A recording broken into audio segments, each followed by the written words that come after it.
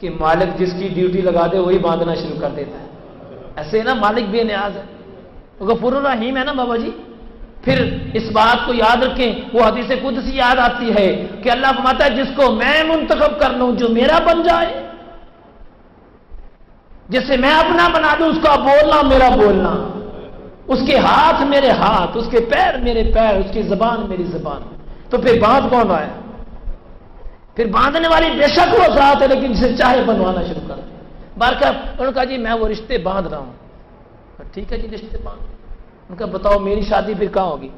یہ بڑا شوق ہوتا ہے پوچھنے کا، میری شادی پھر کہاں ہوگی؟ انہوں نے کہا بیٹا تیری شادی جہاں پہ ہوگی نا، فلاں بازار کے اندر ایک عورت ہے جو سبزی بیچ رہی ہے، اس کے گھر میں کچھ ہی عرصہ پہلے بیٹی پیدا ہوئی ہے،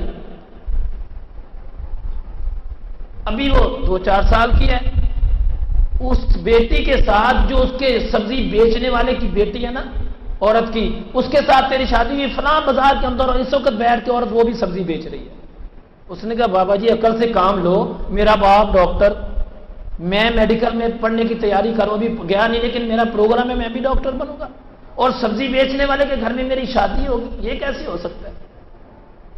اس نے کہا بیٹا میں نے کہہ دیا. اس نے کہا اچھا اگر اس سے میری شادی ہوگی تو اسے میں آج ہی مار دیتا ہوں تاکہ میری شادی میری مرضی سے ہو جائے.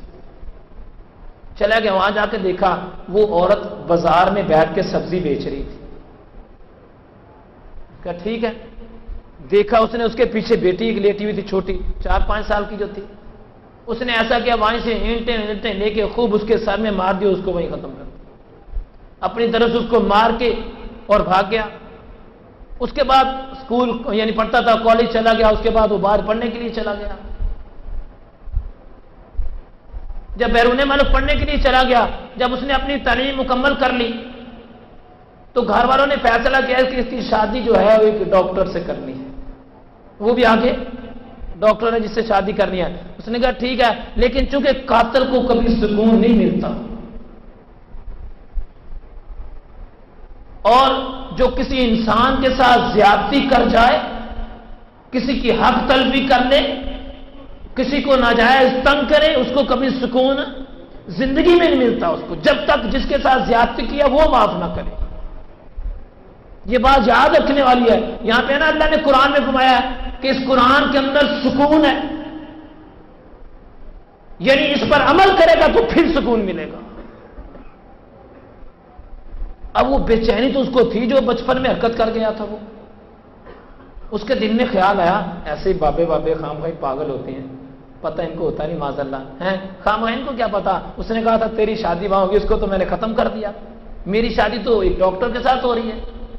واپسی آیا ڈاکٹر صاحبہ کے ساتھ اس کی شادی ہو گئی. اب وہ بھی ڈاکٹر ہے جسے شادی ہوئی وہ بھی میڈیکل میں.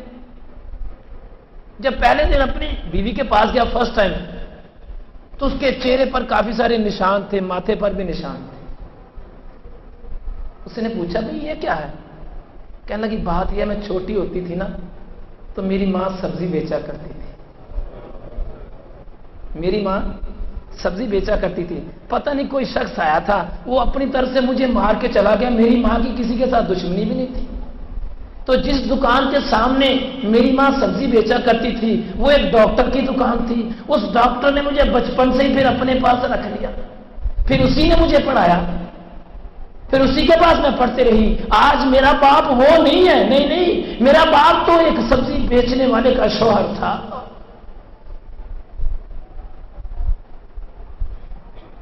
اس نے کہا پھر بات یہ ہے کہ میں تیرے سے باقی بات نہیں کروں گا، پہلے تو مجھے اللہ واسطے معاف کر دے، میں نے تیرے سے زیادتی کی تھی. تو نوجوانوں اس بات کو یاد رکھو، جہاں خالق نے منتخب کر دیا ہے کسی چیز کو، جو خالق کا انتخاب ہے وہ کمال انتخاب ہوتا ہے. بندے کے انتخاب میں غلطی نکل آتی ہے، جس کا رب انتخاب کرے اس کی غلطی، اگر اس میں کوئی کمی پیشی آ جائے تو اللہ قرآن میں ارشاد فرماتا ہے اگر تمہیں تمہاری بیویاں پسند نہیں تو ان کو طلاق مت دو، میں ان کے نصیب میں وہ چیز لکھ دوں گا جو تمہارے لیے بہت بہتر ہے. تو بات کر رہا تھا رشتوں کی بندش ہو جاتی ہے. یہ نوجوانوں میں بیماری پائی جاتی ہے کہ نہیں میرے ماں باپ کو کیا پتا، جو مجھے پتا ہے میرے ماں باپ کو نہیں پتا. اور پگلے جو تجھے بھی پتا ہے تیرے ماں باپ کو بھی پتا، اس سے زیادہ میرے مالک کو پتا ہے.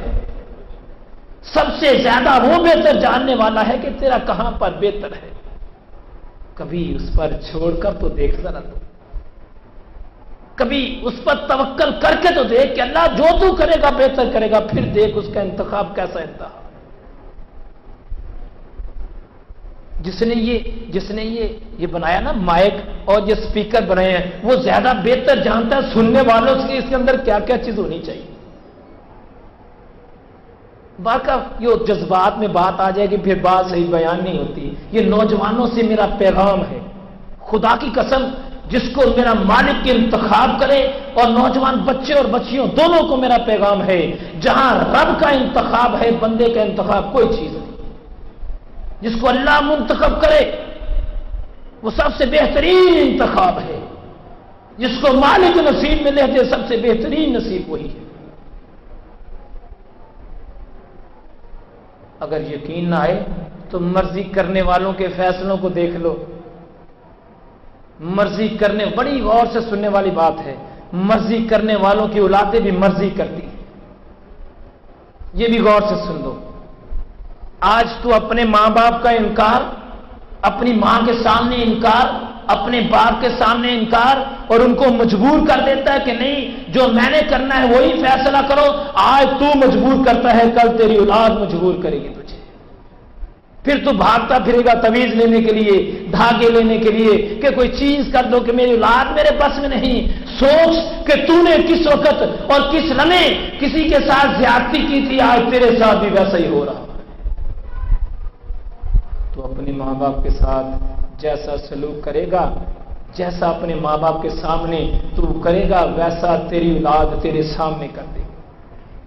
تو بہرحال یہ معاملہ میں اگر زندگی نے وفا کی تو جو والدین کے سامنے بدتمیزی کرتے ہیں، بد اخلاقی کرتے ہیں، والدین کے نافرمان ہیں، ان کے بارے میں بھی غور سے سن لو. یہ موضوع تو نہیں ہے، لیکن یاد رکھو اللہ پاک والدین کے نافرمانوں کی عبادتوں کو قبول نہیں کرتا. گندے کپڑے کی طرح اٹھا کے پھینک دیتا ہے. چل اٹھا اپنی عبادت اور لے جا. چاہے وہ بہت بڑا عالم ہو، چاہے بہت بڑا افسر ہو، چاہے بہت بڑا صوفی ہو، چاہے بہت بڑا فقیر ہو، اگر والدین کا نافرمان ہے تو مالک کو فقیر کی فقیر پسند نہیں ہے، صوفی کا صوفی پن پسند نہیں ہے، عالم کا علم رکھنا پسند نہیں ہے، اور افسر کا افسر پن اس کو پسند نہیں ہے. اس کے والدین راضی ہیں تو رب راضی ہوگا. نعرہ تکبیر، اللہ اکبر، نعرہ رسالت، نعرہ حیدری. اچھا، ان ساری بیماریوں کا علاج قرآن میں ہے. پھر بتانا یہ چاہتا ہوں، ان ساری بیماریوں کا علاج قرآن میں ہے. کیونکہ وَنُنَزِّلُ مِنَ الْقُرْآنِ مَا هُوَ شِفَاءٌ. اچھا، ایک تو یہ بات ہوتی ہے، اصل میں ایک جمعے کے اندر کیسے ممکن ہے اس کا مرض بھی بتائے جائیں اور اس کا علاج بھی کیا جائے، اور اس کی مرض کے بعد اس کا جو قرآن کی آیتیں بھی بتائی جائیں تاکہ وہ پتہ چل جائے. ایک جمعے کے اندر، ایک گھنٹے کے اندر کیا بیان ہو سکتا ہے؟ تو بار کیا آپ سے گزارش ہے اگلے جمعے پھر جلدی آ جائیے گا تاکہ اس کا علاج آج بھی بتا دوں گا ساتھ، لیکن انشاءاللہ تعالیٰ نیکسٹ ٹائم اگلے جمعے انشاءاللہ بتا دیجیے. تو ایک یہ علاج ہوتا ہے. ایک بیماری ہوتی ہے نا بچوں کے رشتوں کو باندھ دینا. ایک میں نے پہلے بتایا تھا خون کے چھینٹے آ جانا. کاروباری حضرات ہیں، دکان پہ خون کے چھینٹے آ جاتے ہیں. پہلے دکان بہت اچھی چلتی تھی، زبردست قسم کا کاروبار تھا. اچانک سے ایسا ہو گیا کہ جہاں پر اس کے جناب لاکھوں کے حساب سے سیل ہوتی تھی وہاں ہزاروں میں سیل آ گئی.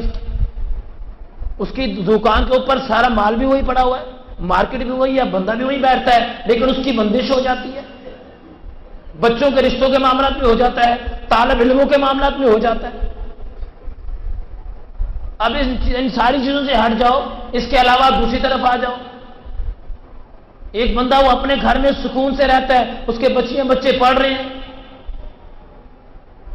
اپنے گھر کے اندر اچھی زندگی گزار رہا ہے وہ، اور دوسرا جو حاسد قسم کا بندہ ہے وہ اپنی بیٹی کا رشتہ لے کے آیا کہ اپنے بیٹے کے ساتھ میری بیٹی کا رشتہ کر لو. بچوں نے گھر والوں نے کہتے جہاں میرا بچہ تو ابھی پڑھ رہا ہے, ابھی اس نے 2-4 سال 6 سال پڑھنا ہے. وہ کہتا نہیں تو کوئی بات نہیں, بات تو کر لو. کہتے بھائی وقت سے پہلے ہم بات نہیں کرتے, وقت آئے گا تو بات کر لیں گے. اب اس نے اپنا عمل